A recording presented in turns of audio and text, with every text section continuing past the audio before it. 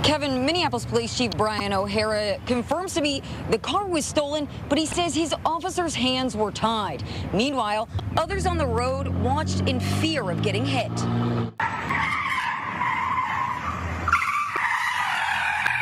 Videos like this one viral on social media in the metro.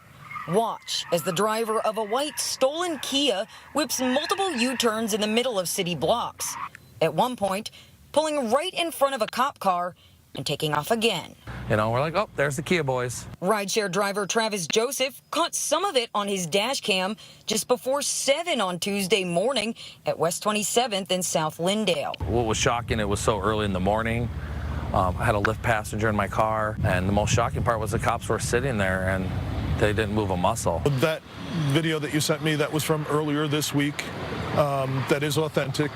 And unfortunately, that's nothing new. Police Chief Brian O'Hara says his officer followed department policy. If it's simply a stolen car and there are no other crimes, there's no firearms involved, no threats of violence, if an individual is trying to just bait the officer into a pursuit, it's not going to get safer once the cop starts chasing them. So you're saying, as the police chief watching that video, it was likely to be a bigger risk to initiate a pursuit than the car was already causing? I'm saying the cops did their job.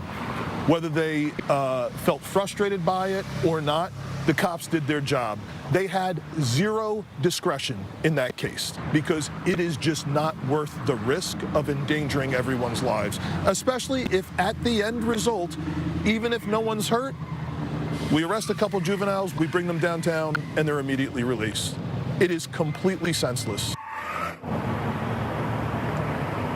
Now, Chief O'Hara wouldn't comment on suspect information, including whether the driver is believed to be a juvenile, but he says officers are working toward making an arrest